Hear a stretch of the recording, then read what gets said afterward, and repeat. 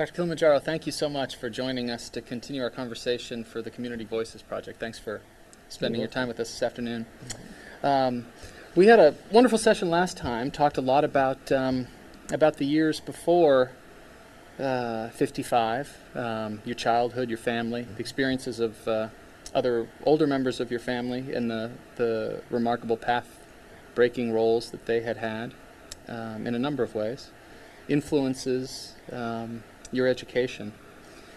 In 1955, you find your way to Greensboro, and I thought maybe today we would pick up the story of your years in Greensboro with that first decision you made to come out to get on the train and come east.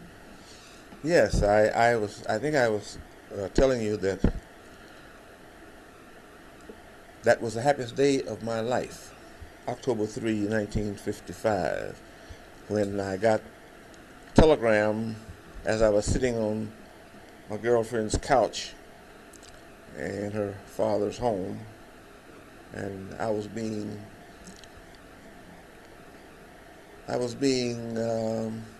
questioned very intensively as to why, after getting the Master of Arts degree and after having served 2 hitches. I beg your pardon. Excuse me just one second. Apparently we've got a... Justice, it's a little close. You have such a resonant voice. We need to rub that just a little bit. Excuse me. That's all right.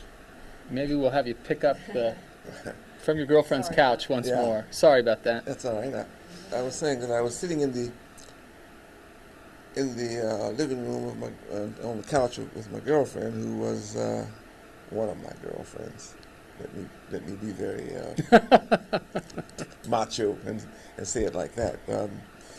But she was a successful person. Had a year later took her PhD degree in English, and she was questioning me because I was considered to be somewhat of a, back then they would call it radical, but I wasn't really radical. I was just outspoken, and I believed what I had read. I believed in what we would call the American dream, and since I had taken a specific tack toward achieving that dream, that when I wanted to spit in an antagonist's eye for something he may have said or done to me, I swallowed it. You know, that way, and so that I would have a clean record, so that I'm talking about I had 2 honorable discharges from the United States Navy and the United States Marine Corps, and had been up to Fayetteville in Arkansas, in a town where there was not a single black person who'd finished high school, and the university was located there. And so after I had completed my Master of Arts degree and had written to 26 colleges and universities chiefly in the South, I heard from 25 of them, and all of them were negative. And the reason for that was that I had written to them for a position in speech and theater arts. And the first place that I wrote to was North Carolina A&T College. And it just so happened that I wrote down there that for a position in English or speech and theater arts. And for some reason I dropped the English on the others. And since they did not offer, most black colleges did not offer degrees in speech and theater arts at that time, they wrote back that they regretted that they could not offer me a position. So anyway, I'd gotten this telegram from Dr. Bluford, who had been president of A&T for 36 years at that time, Dr. Ferdinand D. Bluford. So as I said, I was sitting there, and Lena was saying to me, "Well, John Marshall, what did you do? Did you do something? Did you seem to be blackballed?" And I'm sitting there with my head almost between my legs, you know. No, I don't think that I did. I had some experiences, I think I mentioned them to you, with young white boys, young white men, who would knock me off the sidewalk. And I think I told you about how that was the roughest part of, as I see it today, even of integration, where you don't know how your antagonist is going to react, or your perceived antagonist is going to react to you. And so it was a question of balling up your fist and being ready to fight, and then having him put his arm around you. And you walk for a couple of blocks with your fist still balled up. And as soon as you seem to let down your guard, well, all white people aren't mean people, because some of my greatest benefactors were white people, professors, heads of families in Fayetteville and other places where I'd been. And so the point, I guess, that I'm saying here is that I had these mixed emotions. You had to be ready, be called like a fireman, I guess, or a policeman, to trigger the adrenaline, be ready to fight, and at the same time to be able to dismiss it. And so that's what I'm saying, that was a kind of psyche that I had at that time. So anyway, I was sitting there, and the telephone rang, and it was a telegram from Dr. Bluford offering me a position. And I told the person, tell him that I'm available, and I can leave immediately. And got a telegram back a half hour later, offering me a position for the munificent sum of $377.77 a month, totaled down to about $3,400, I think it was, a year. And as I said, that was the happiest day of my life. I still counted it as that. Now, the point that I was trying to make was that I was 24, 25 years old, with 2 discharges, with a Master of Arts degree, in good health, ready to tackle almost anything. And my secret motto was, "Okay, world, here I come." And the world seemed to have rejected me. But when I got on the train, we weren't riding planes much back then, except in the military. I got on the train to come out here. I came through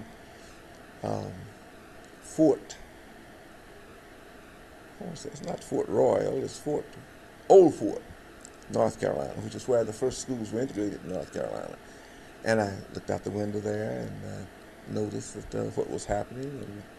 And I was riding in the South in an integrated coach, and I was feeling, well, this is what I fought for. This is what I suffered for. This is what I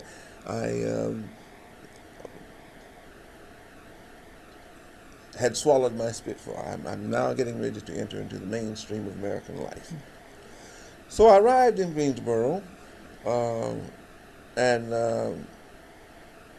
it was I thought even then, a typically clean southern city. And I got a room with a lady down on North Dudley Street, exactly one block from the administration building of A&T College. And she was a retired teacher, and most of the unmarried faculty members at A&T lived in rooms. We didn't live in apartments. If a person got an apartment, then 3 or 4 of them lived in that apartment, but they had their room. And this is the way that it was. I got my room and board with Mrs. Louise Thomas Craig at 417 North Dudley Street, for which I paid $70 a month. I got 2 meals, breakfast and supper, and my room. And it was just like living at home, in a sense. I began to teach, and it bothers me right now when I think about how you never are really prepared for what fate is going to offer you.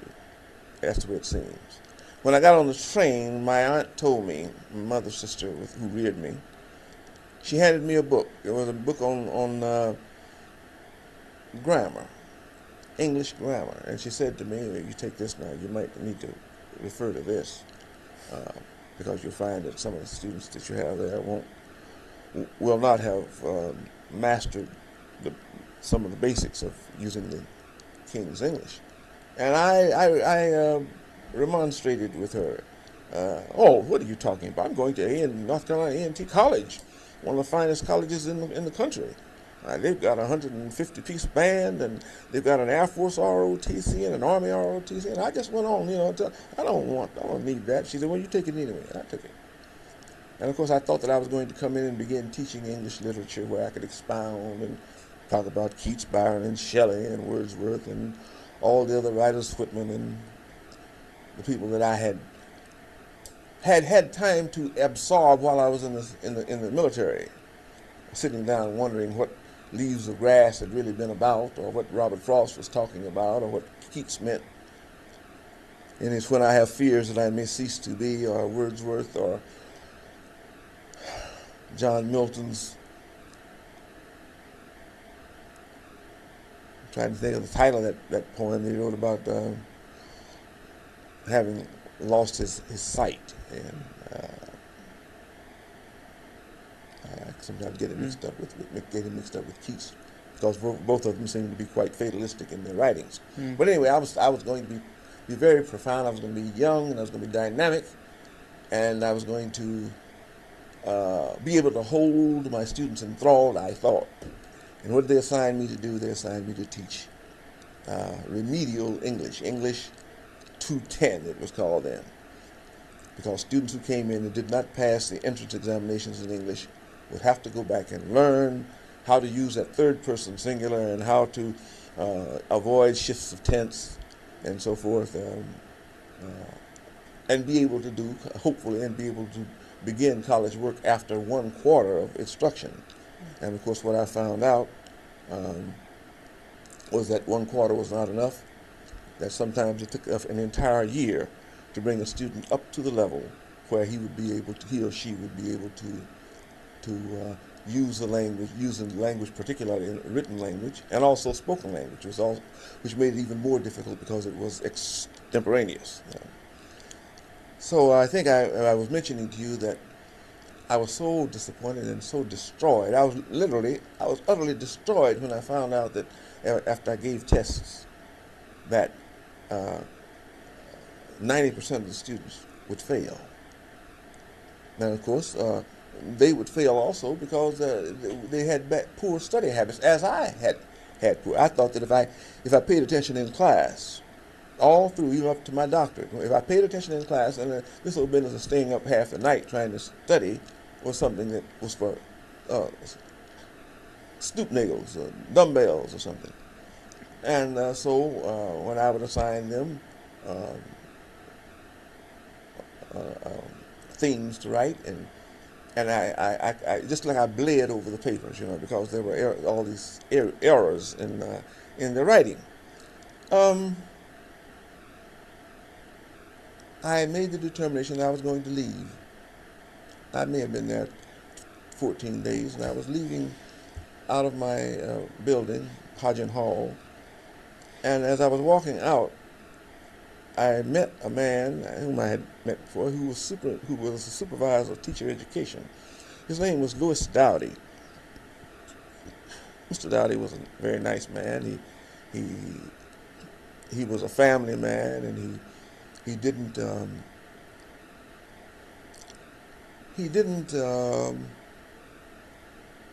well, he acted like a family man. He went home when he came to work, and he dealt with his classwork and so forth. And you could see him in his classes lecturing and listening to people make reports and so forth. Just in passing by, I noticed that. Well, he stopped me and he said, "Hi, Steve." And I said, "How you doing, Mr. Dowdy?" He said, "How are things going?" And when he said that, just because I am an emotional man. When he said that, all the emotion came in, and tears came up my eyes. I felt bad about that because I was afraid that might show that I was over emotional. But I was carrying these feelings on my sleeve. What's the matter, Steve? And I said, well, I'm leaving, Mr. Dowdy. I said, I guess I just don't have it. I thought I had it as a teacher, but I don't have it to teach what they need to be taught. And he said to me, in essence, he said, you're not going to leave? I said, yes, sir, I'm leaving. He said, well, you come back here. And he took me back into his office. And there was a play on Broadway about that time called Tea and Sympathy. I think it was by Sherwood Anderson, or Robert Anderson it was. And that's what he did for me. He took me back into his office and gave me Tea and Sympathy. He told me how much that people already had been talking about me, that they were glad to have a young man like me on campus, and especially in the English department, you know. They had some preconceived notions about people who were in English. And he spoofed me up and straightened my tie and patted me on the back and told me that they were looking forward to my being a significant addition to the campus and to the faculty. And so I mentioned that because I had no idea that man would, within a year, be the dean of my College of Education and General Studies it was then. But he did.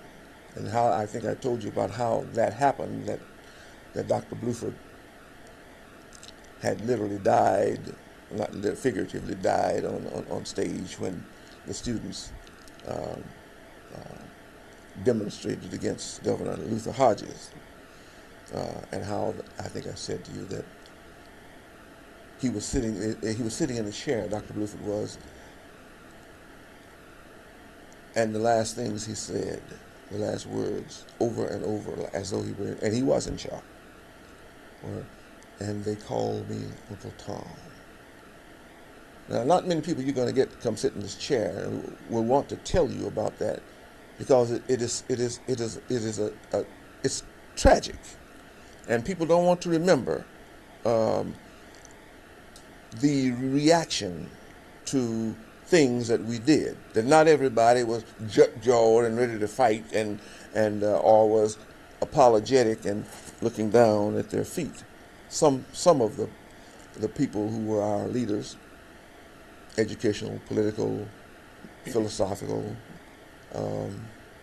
were people religious, were people who were trying to lead us through this maze which had been created by white people who were saying segregation now, segregation tomorrow, segregation forever.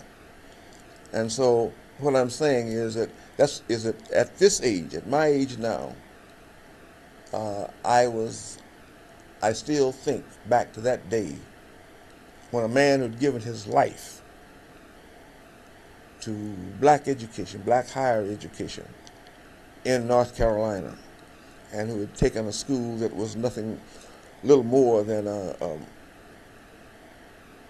good high school at the time that he assumed his presidency, and brought it up to the level where the outstanding leaders in the country were graduates of North Carolina A&T, because these were the people who had recommended me to Dr. Bluford to come here to serve as a junior instructor of English. Let me stop here just a second and let you jump in here and ask me anything that you want to ask me, which might make this more. Sure. Tell me about the. Joe, before you do that, I want to put some little windscreen over Okay. Dr. Kilimanjaro's mic. Okay. Mm-hmm. So resonant. Okay. That must be a definite effort on my part, being in speech, because when I get excited, or as I do, I'll get emotional. Then I'll begin to talk, and I octave higher. That's not being recorded, is it? No. Oh, you cut it off if it is, right? But yeah. What was I saying? Where was I? I'll come back to the question about the. Are we okay? Okay. Dr. Kilimanjaro, let me ask you about the wider sense you were developing of Black Greensboro in the 50s, those first years on campus. I'm thinking about it's a time of the first promise, perhaps, of some substantial change for black Americans. Brown v. Board, of course, comes down in 54. Little Rock in 57, of course. Here in Greensboro, Dr. Simpkins is pressing some early legal challenges to segregation. Maybe if you could sketch the landscape of black leadership in Greensboro, it'd be an interesting thing. I'm thinking of, Reverend Hairston, Reverend Bishop, George Simpkins. That's interesting that you say that. At that time, that's the late 50s, we had very little real leadership, as I would call it. Dr. Simpkins was not concerned about the civil rights. Well, that's not true. I mean, to say that he was not the Dr. Simpkins that we knew that we came to know in the 60s and the 70s and the 80s.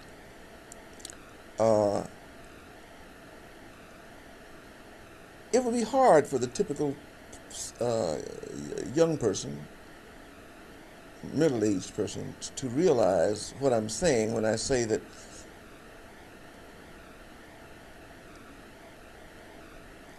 the ministers, the religious in this community, like the religious in almost all Southern communities, were, generally speaking, people who were quite conservative. If they were white, we would say they were arch-conservative, but I'm talking about black people now, that they were, I say, quite conservative. They did not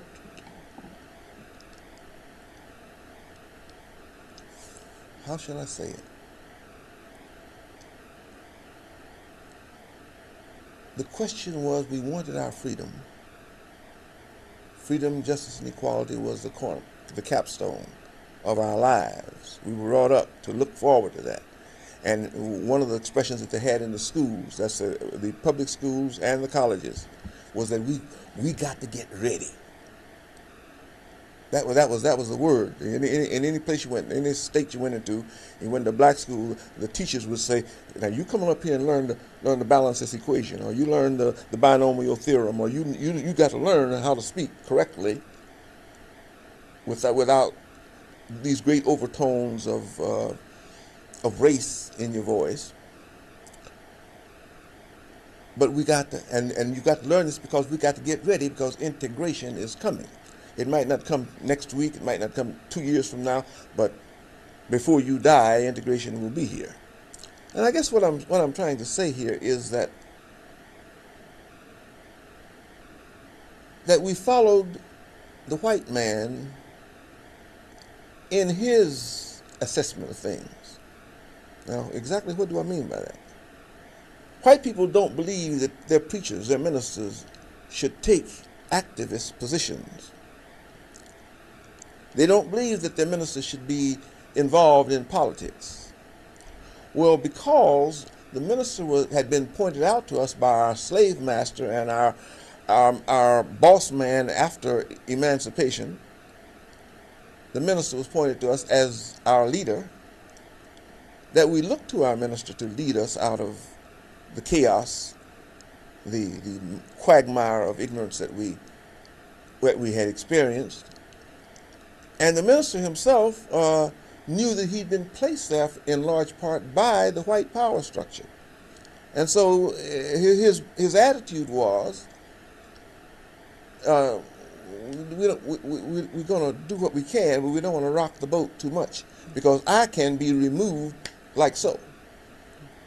And then they'll put somebody else in who doesn't have even the radicality that I had, and where will our people be?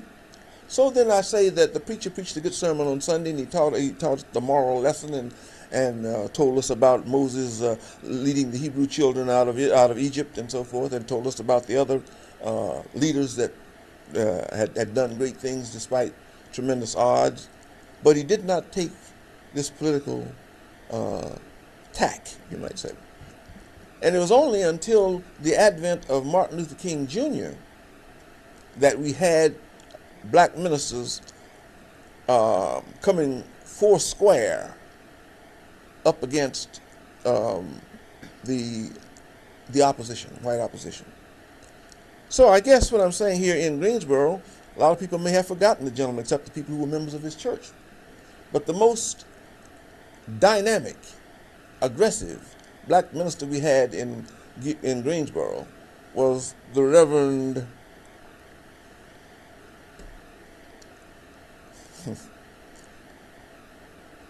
he was a pastor of the Presbyterian Church. It'll come to me in a minute, and I ought to know the name just like so, but I'm getting forgetful about some things.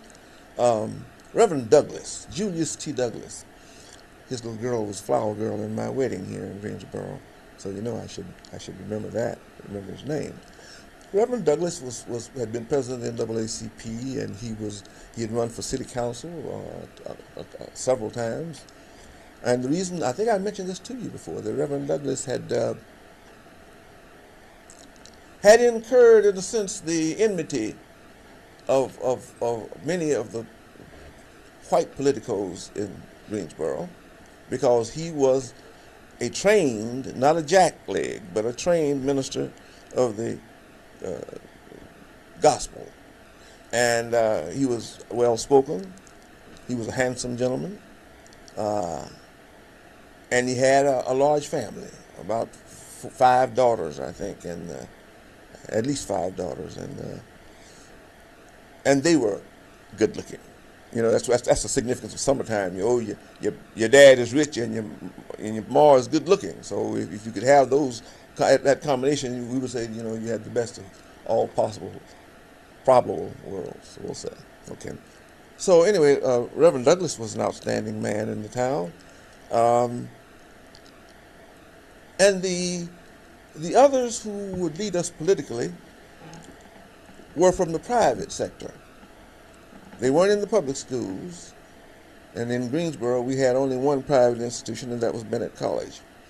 And so that picture, I think that I gave you all, a picture of myself and about 8 or 9 other civic leaders.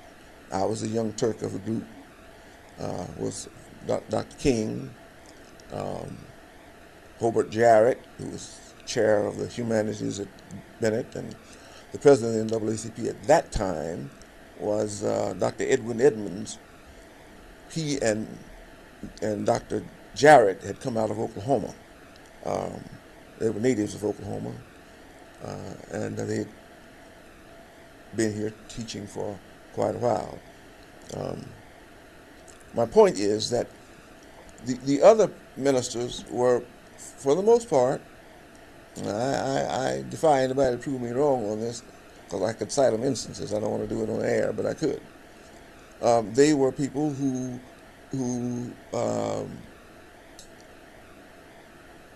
got in the pulpit on Sunday morning and preached the gospel and appealed to the congregation to contribute to helping Jesus to feed his sheep, you might say. Put it in that sense, I would.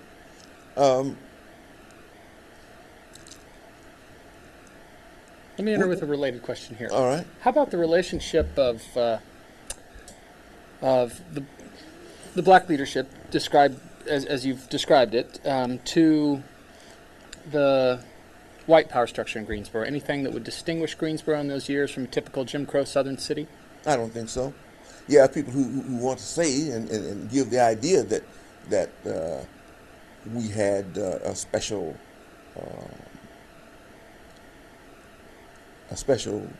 leadership, but that it was a leadership that would go in the back door. Now I'm swinging hard now when I say that. I don't want to make enemies, but I'm bound to tell the truth here. I say they were people who would go in the back door and get things accomplished. And the reason why I have to put it like that is that I'm tempted to poo-poo those people. But if they had to go in the back door to get it accomplished, then they went in the back door. They swallowed their pride and went on in the back door and got it accomplished.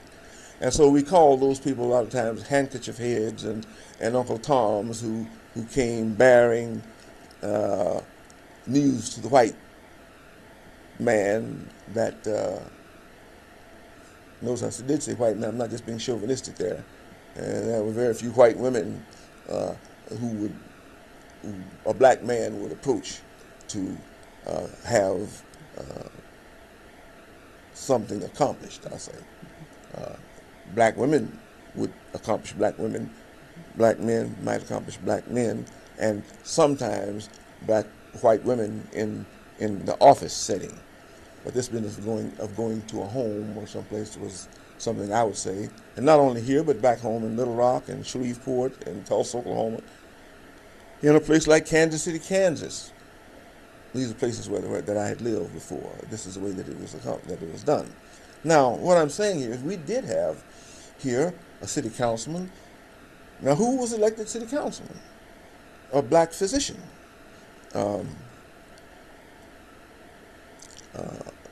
He had been elected to the city council, and we didn't have in the city any county commissioners. We did have another physician who was appointed to the school board. Excuse me.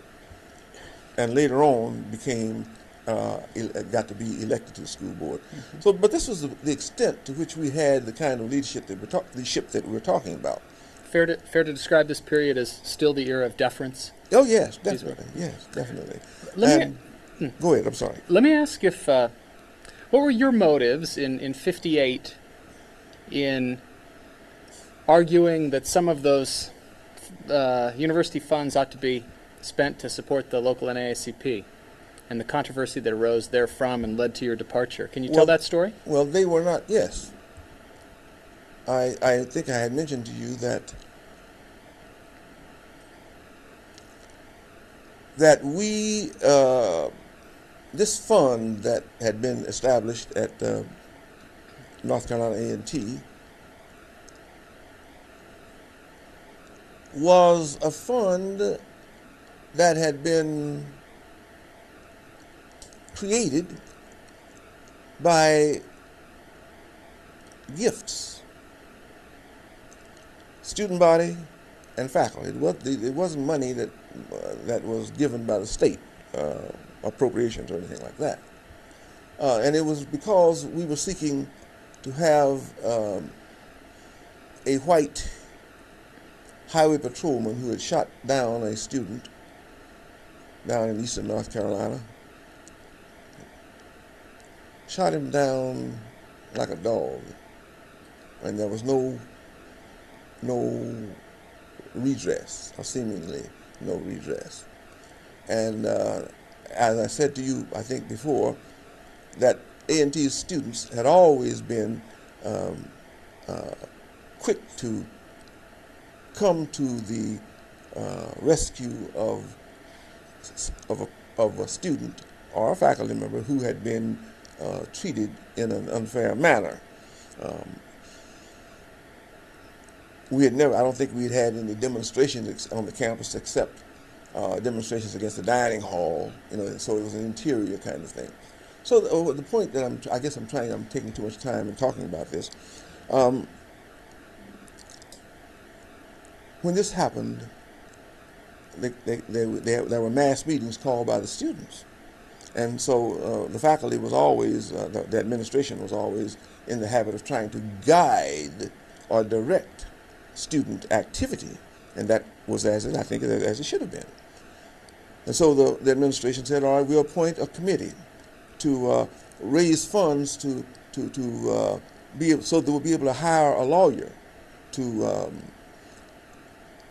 come along and investigate, see that justice is done, see that this man is brought to justice, and that the blood of Joseph's cross will not have been shed in vain. Well, we raised money. I think it was about $5,000, $4,000 or $5,000. And to make a long story short, the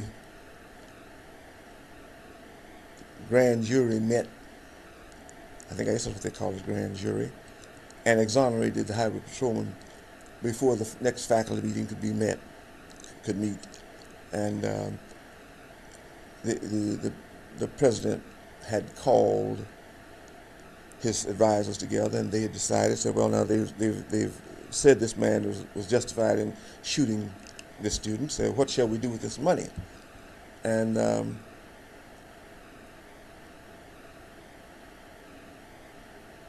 the answer was, well, what we ought to do with it is pay out this or amortize this debt that we have for the making of the bronze bust of Dr. Bluford.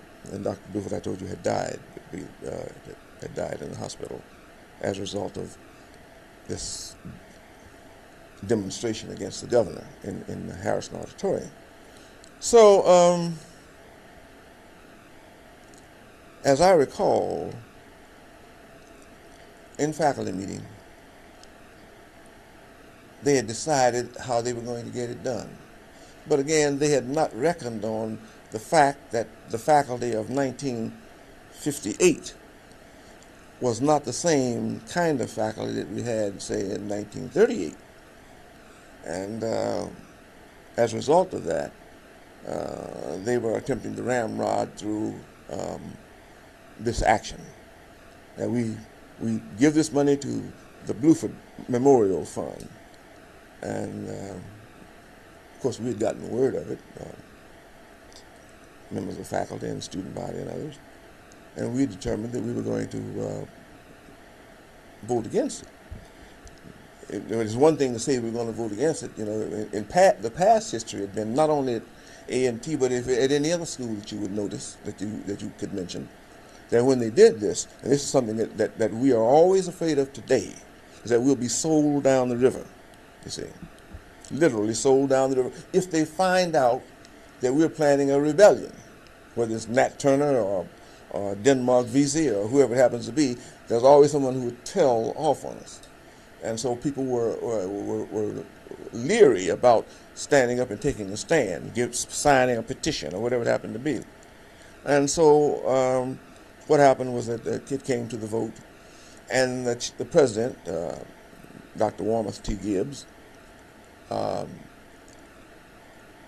hadn't really, I don't think he had thought it through too much, because he would not have called for a voice vote. See, if he'd called for a stand, then he could look over the crowd and see how you felt about it and see who's there and so forth. But instead he called for, it was a viva voce, it was a voice vote. And he said, please say aye. And those opposed say no. No! Well, that shook him, And so they went back and decided what they were going to do. And I had been appointed chairman of this committee to raise the funds. What that was something to give me something to do, because I did not have a theater group. They had another professor here who was handling that, and I wasn't even assistant then. I was just a junior instructor of remedial English. So they gave me that job to do, and I said we had raised this money, and we thought that we were about ready to go, but we had been, the best laid plans of mice and men went awry at that time. So anyway, I got up on unreadiness and moved that we give this money because it was raised to combat racial injustice. I felt that it would be wrong to divert that money to something that was not the equivalent to what it had been raised for. And I said, I move that we give this money to the Legal and Education Fund of the National Association for the Advancement of Colored People. And you would have thought I'd said we give it to the Communist Party, you see. And boy, a pall fell upon the body. And one of the professors had told me, senior professor, that if you make the motion, I will second it. And I made the motion, and I turned around, and I waited, and I turned around, and he was sitting behind me, and he sat there and rolled his eyes to the ceiling and crossed his feet, crossed his hands, and looked to heaven. And that left me out there, this new instructor who's come in here and who did this, oh, well. And of course, the motion did not pass, and I don't know what they did with the money, but the bust, which is in the Blueford Library now, is sitting there. And sometimes when I 20 years afterwards, when I'd go and I'd pass by that bus, I'd look at it. It had a feeling for me. Now I tell that, and there are hundreds of people who were here today who remember that situation. And my point was simply that I won the battle, but I lost the war. And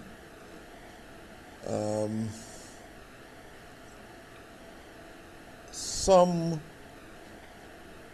weeks later, about 6 weeks later, I got the letter from the president telling me that the Board of Trustees had declined to renew my contract. They needed someone, the words were, they needed someone who has more maturity than I did, and more training also. And I had at that time more training than he had. He was president, I was approaching the PhD at the University of Iowa, but I hadn't completed a residence, and so as I look at it, it was a thing that resulted in my moving ahead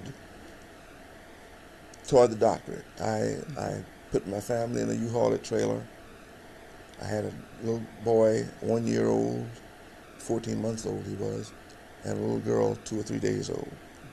Dr. Kilimanjaro, let me jump in here and interrupt for just 1 sec. We're going to take our normal break, and they'll switch some tapes, and then we can continue with the story after that. Fine. Okay? Fine.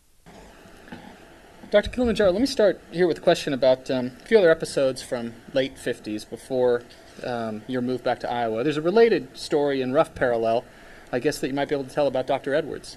Edmonds, I beg your pardon. Edmonds.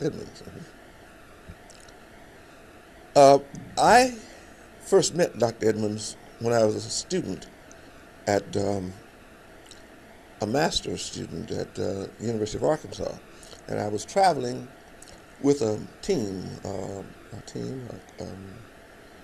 theater group.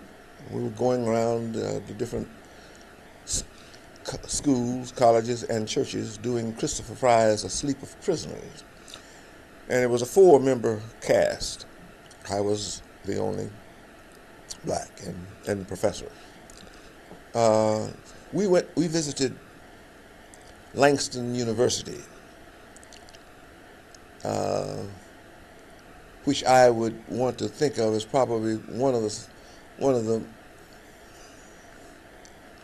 poorest of the black state colleges.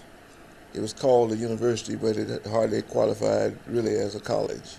And it was a state college. That's what made it so bad. And it was, as I look at it, it was the only college, black college in the state of Oklahoma, which made what I'm saying that much more poignant. Dr.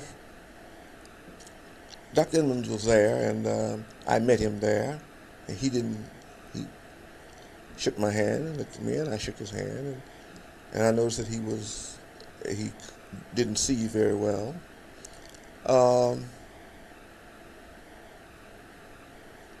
And I dismissed it until I came to Greensboro, and I ran into him and saw him there, and made him remember me at Langston, being with the University of Arkansas Black Friars. That was what the theater group was called. He was smooth, handsome, articulate. They got a PhD from Boston University in history and philosophy, and I have to say brilliant. But he was handicapped by the fact that he could not see. He had to hold material up to his eyes just like this in order to see it, 3 or 4 inches from his eyeballs. He was the quintessence of what Dr. David Dallas Jones, president of Bennett College, and later on Dr. Willoughby Player would have as a Bennett College professor there. I told you about he had a large family and so forth. His partner was Dr. Hobart Jarrett, who was from Tulsa, Oklahoma, a place where I had lived as a boy. Um, both of them were smooth. Uh, Jarrett had a handicap too. He wore an ear. Um, what do you call those things? Hearing aid? A hearing aid, right? And but he was tall and slim and very poised. Uh, Dr. Player used to use him sort of as a front agent. When anybody coming to campus, he would be there to meet them and so forth. And and I mention all that because this was the characteristic of the NAACP during that time, that um, the NAACP has evolved from that time to what we have today, as it should have done. Um, Dr. Jarrett and Dr. Edmonds and other members of the NAACP would not feel disposed to argue about segregation. They say this is a moral issue, and we stand on our position on moral grounds. So they wouldn't argue, get into a street fight or a Donnybrook over what was going on. So what I'm saying then is that this then was the image of the NAACP. We had not yet evolved into confrontation as we would think of it.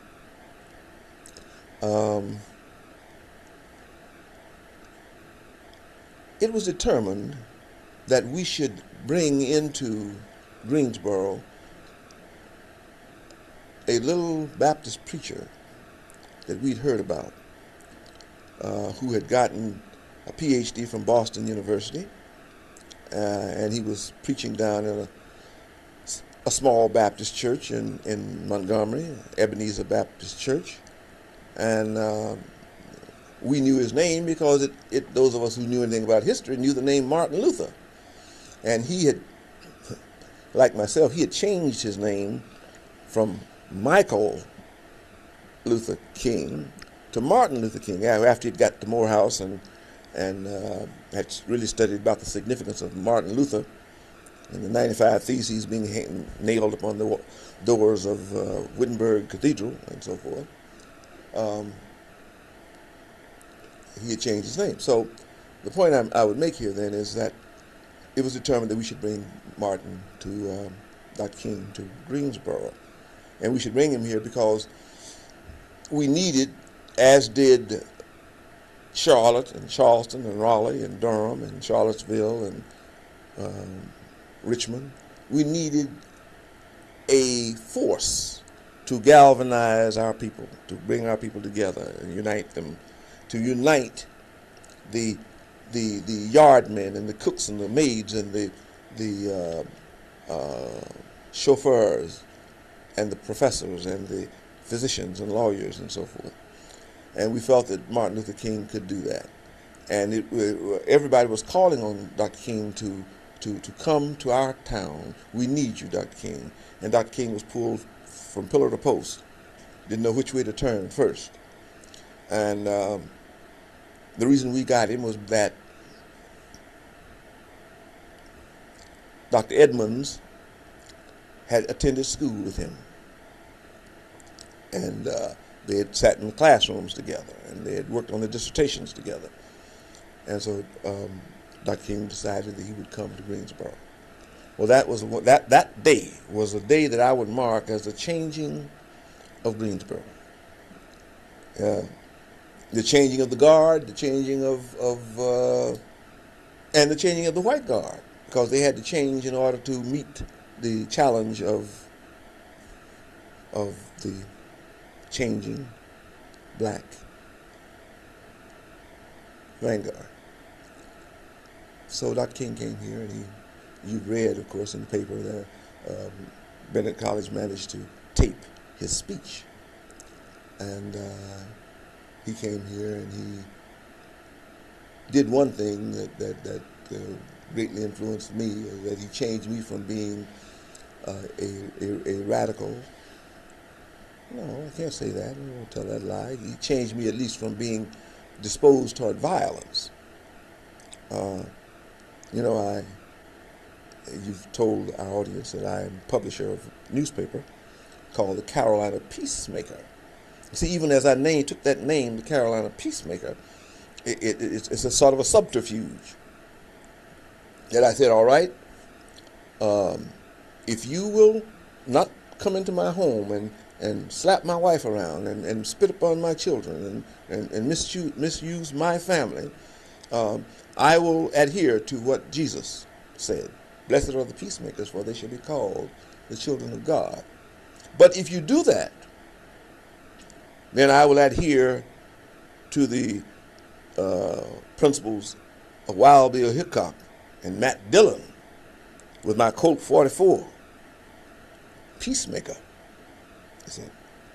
And this is what I said to Dr. King sitting on that couch beside him. I said, Dr. King, you are going to get a lot of people killed. I heard somebody else say this. I can't wish it had been my original thought.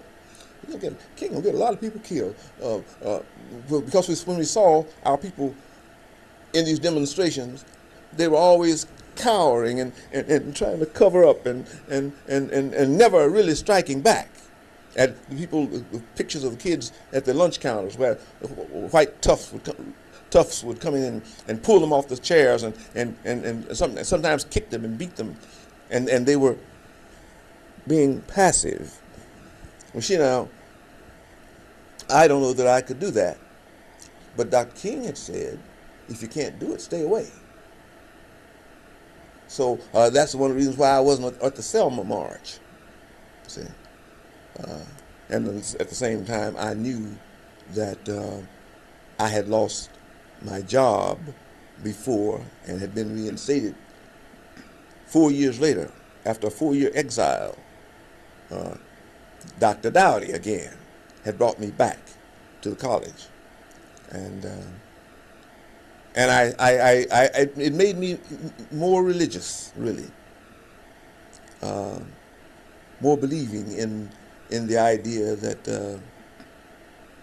that truth crushed the earth will rise again. So this is one of the things that happened. Well, as I said, King came to Greensboro, and I've described this, I think, in our earlier session about how the ministers,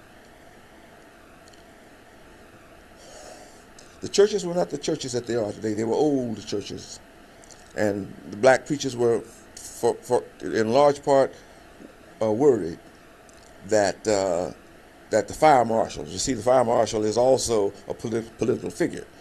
And if the mayor called him and said, look, what can you do? Go down and inspect that church. And he found that they didn't have lights up over the doors that said exit and so forth and so on. And he could close up the church. So while we were getting ready to poo-poo, condemn, excoriate these ministers who were supposed to be leaders of us, and who were leaders, we have to stop and turn around and look at it and see whether they were being wise. And as I look at it now, I say, yes, they were wise to a certain extent. I would not have, but then again, the people would have lost. I don't know what I would have been doing at A&T during those 4 years I was away, you see. But whatever it was that I could have done would have been lost, or was lost to A&T while I was away from the campus. And so I guess what I'm getting at here then is that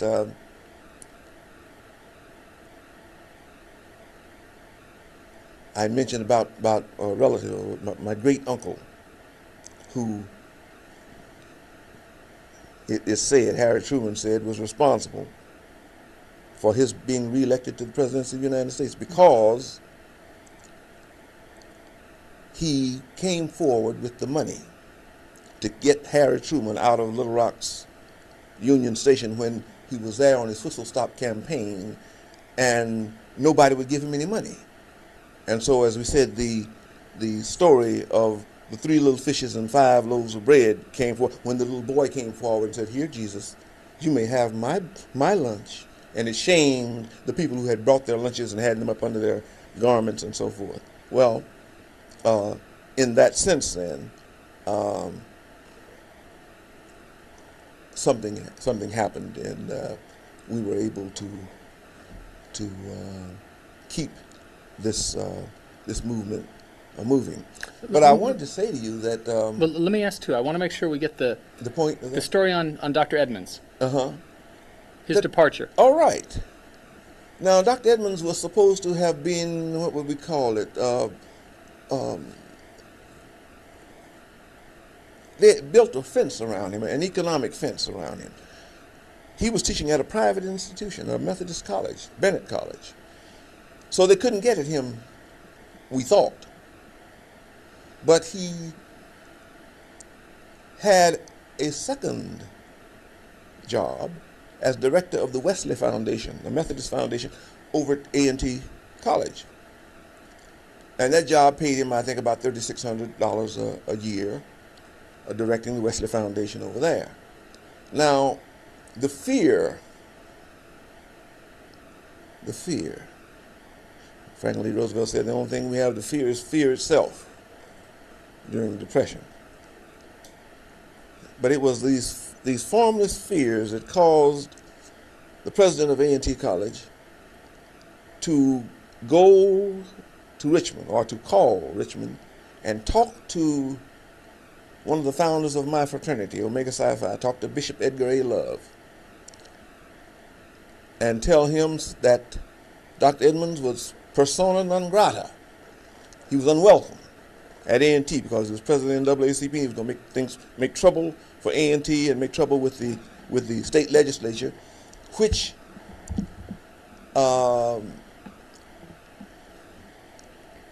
was monitoring what was going on.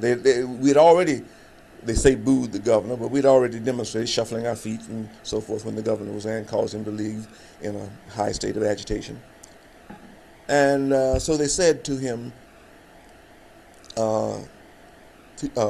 Dr. Gibbs said that he could not have him on the campus because he felt that his association with the NAACP and so forth would be a source of agitation among the students. And again, that probably would have been true if Dr. Edmonds had been president of the NAACP's, let's say in 1959, 1960, 61, 62, and so forth. Probably the sit-ins would have occurred a lot sooner, you see. And I, on the faculty over at A&T, and a few others, we were gaining disciples. This was an evolutionary revolution.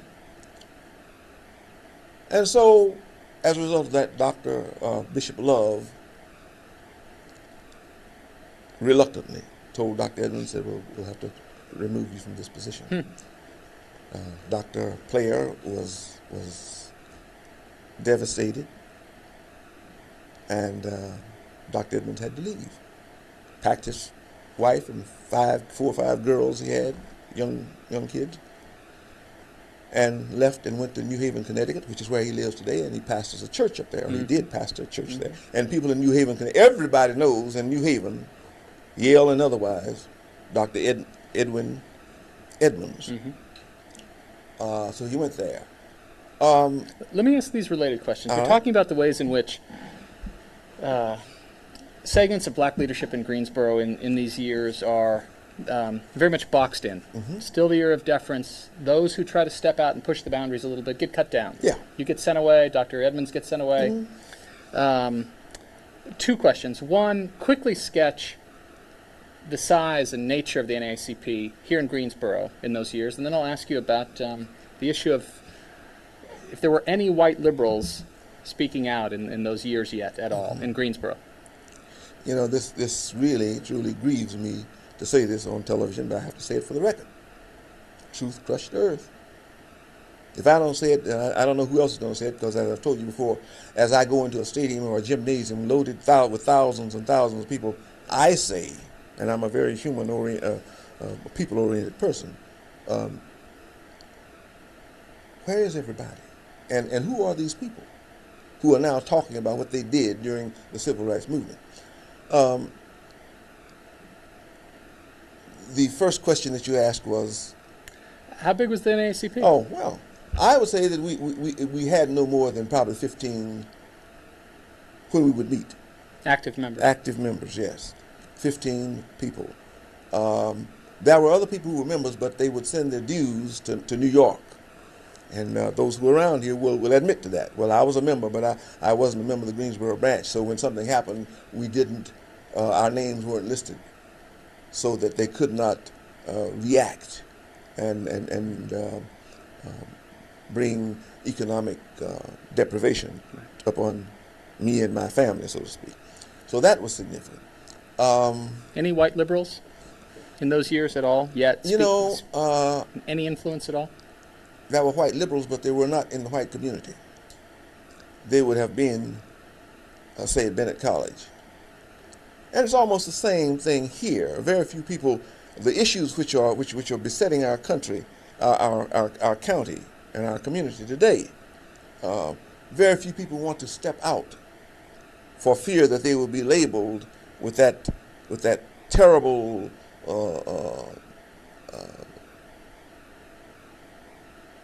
name of being an in-lover, you see. Now, we had somebody that nobody has done a story on, and I don't know when she died.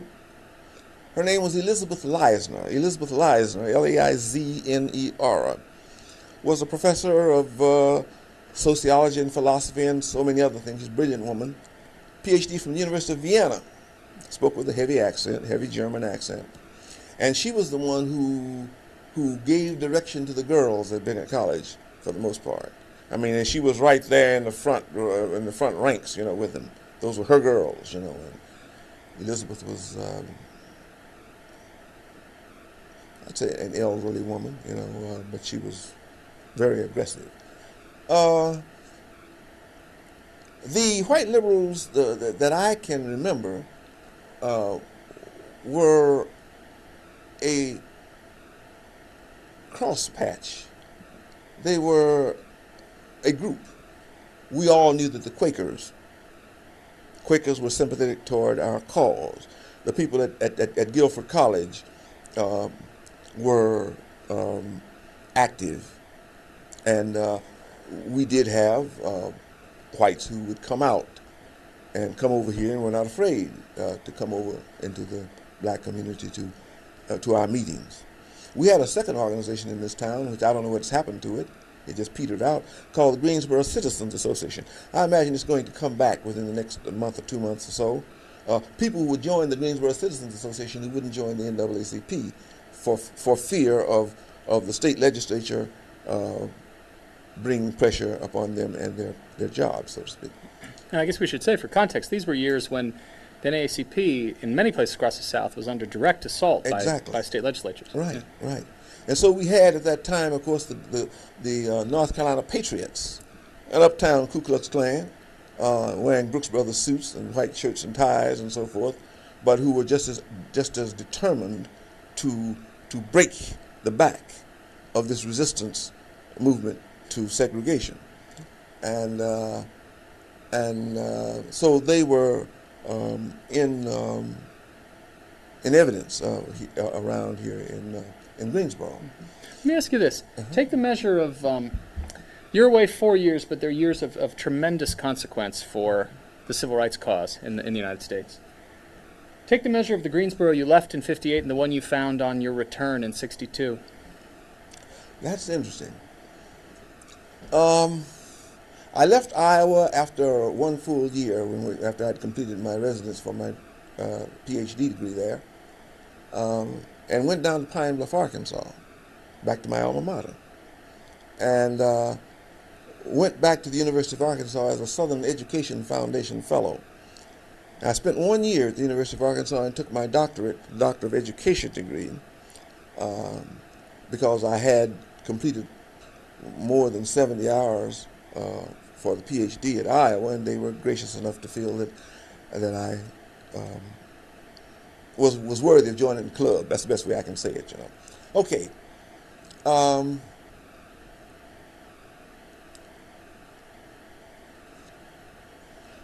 What I found when I came back to Greensboro was a bubbling cauldron, a fermentation of activity. The sit-ins had taken place February 1, 1960. I guess it was 60 or 61. 60. 60. Okay. And believe it or not, the Chamber of Commerce they didn't know what had happened to them, but there were some liberal, what we would call today liberals, among the members of the white business establishment, who felt that, well, we know that the Supreme Court has spoken, and we know that we're going to have to change, and we're not going to do it overnight, but we're going to have to at least make some effort toward achieving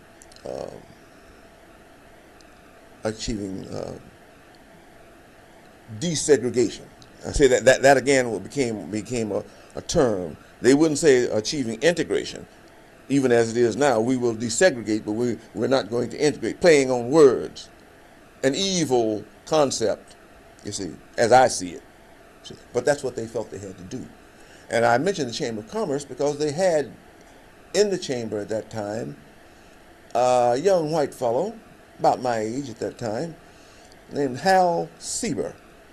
And Sieber was in charge of public relations for the chamber. And one of the things that he's a past master at being able to maneuver and to, what would you call it? He's able to take a person who, I'm talking about a person who's a member of the chamber and who is a forward-thinking business person, and influence that individual to do what he could on a moral basis. I hope I'm being understood here. I'm saying that he had persuasive powers to get people who were officers in the chamber who would stand up and say before members of the chamber that we should eliminate segregation at the coffee shop, say at Myers Department Store. Myers no longer exists here in downtown Greensboro. But that just one point of clarification. I'm fairly certain that Sieber actually wouldn't have been here on your re-arrival in 62, but he didn't arrive until 63 or 64. No, I think even later than that. At least 65. Maybe even later than that. I have to check my other notes. But Sieber's not here on 62 because remember we have to. Sure. We have to transit. Then we'll go back and. Okay. We have to transit the whole huge tumult of 1963, right. The massive demonstrations in the spring of 63. Right. And then finally the Civil Rights Act of 64. Okay. There's a deal cut after 63. Schenck is trying to... Yeah. But Sieber's not yet on the scene. Okay, right, yeah. right. I guess I'm jumping a little bit there. Because that would give too much credit to the Chamber of Commerce at that early time. Well, yeah, you're right. The 62 when I came back, the main thing I can remember was that in June, in fact, it happened on my birthday of 1963, we had the Great March from A&T College down East Market Street to Jefferson Square. June of 63. Right. Yep. And in fact, it was June 6th, my birthday. And there, the Jesse Jackson and several other of the football players, always the guys who were tallest. Ron, trying to think of his name now, but anyway, he used to sell cars out here in Burlington. Ron was about 6'6", 6'7", had a huge head, a colossally sculptured head. If you saw him, you just have to stop and look at him, because he was such had such chiseled features. They led the demonstration, and at that time, the students at Dudley High School had become incensed and aroused, and we would meet. The student body at A&T would meet, and our certain conservative members of the faculty and the town would say, "Well, don't have those high school students there because they will trigger, they will trigger some untoward reaction to our. We're just going down to march and we're going to do it with dignity, And this is what we will do. And they didn't want the high school students to be there. Uh, it was significant that there were people who had influence on the student body and on Jesse, who was captain of the football team and played quarterback there on the football team, and who was beginning to feel the stirrings of what Dr. Proctor would have done, who was, again, who had been replaced Dr. Gibbs as president then. And we had no idea that Jesse would ever become a minister. He was a, well, how should I call him, a young man about town, shall we say. And I guess the point I'm trying to get here is that we had the image. Here they are marching down East Market Street with the Aggie sweaters on, big A&T in 12.5-inch letters, I guess you could say, almost 15-inch letters, I believe they were. And we got down to the square, and the police were there.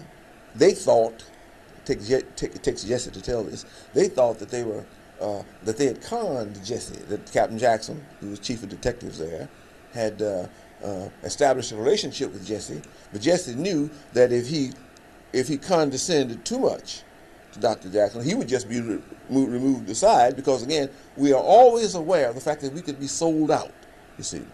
Well, what's he going in there behind closed doors? What did he tell Captain Jackson? He comes back and says, well, we're not going to go down and we're just going to stop here. He would have lost out. So he learned how to what's the word for you, walk that tightrope, I guess you might say.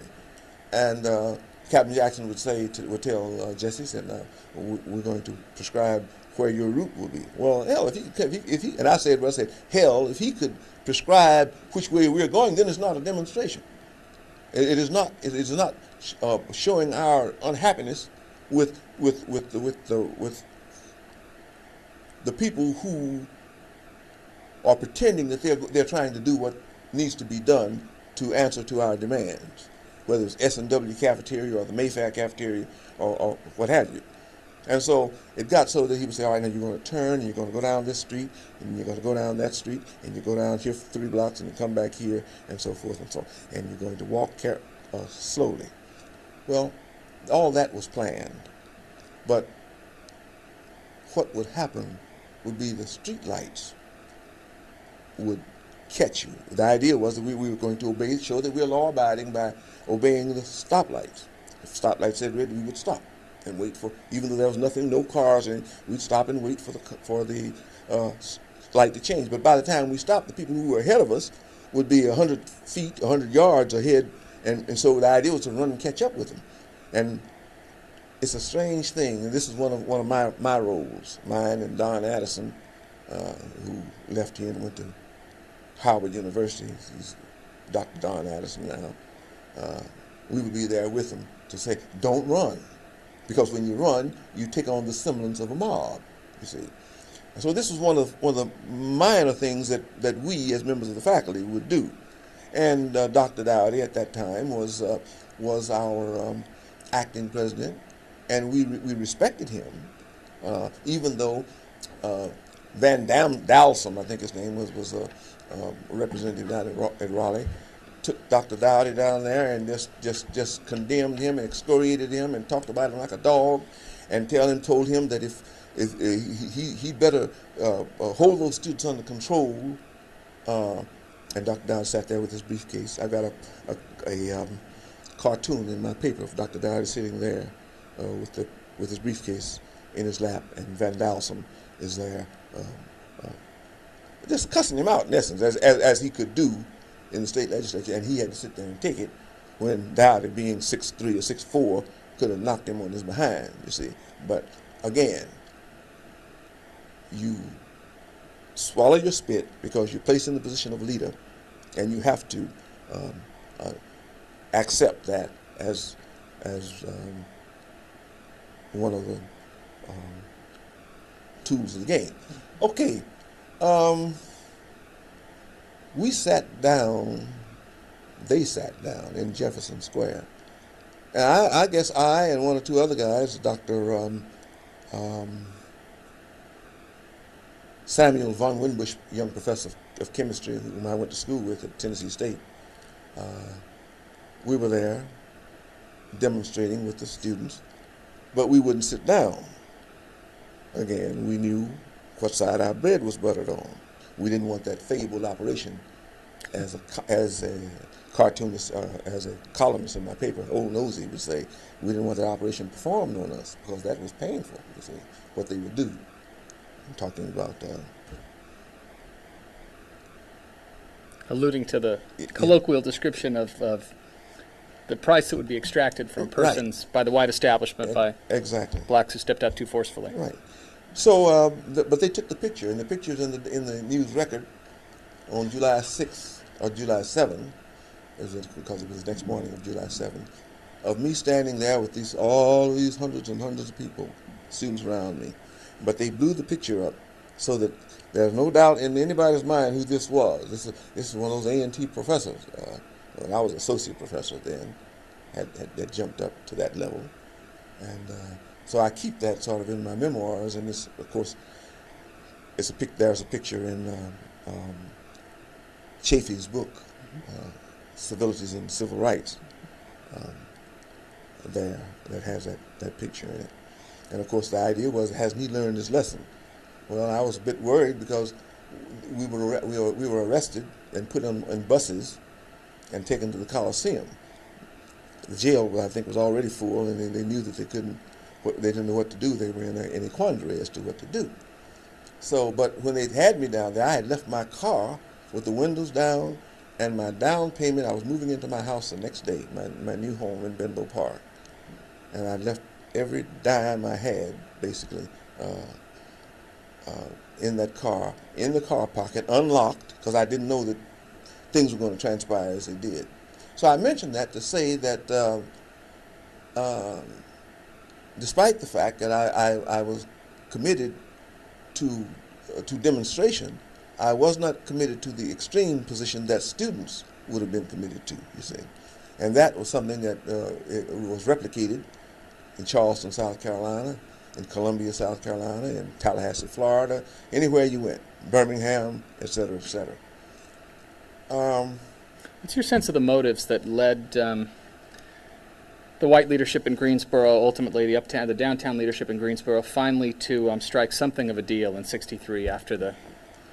Well, we had a mayor at that time, David Schenck, S-C-H-E-N-C-K, who I imagine was a business conservative, but a moral liberal.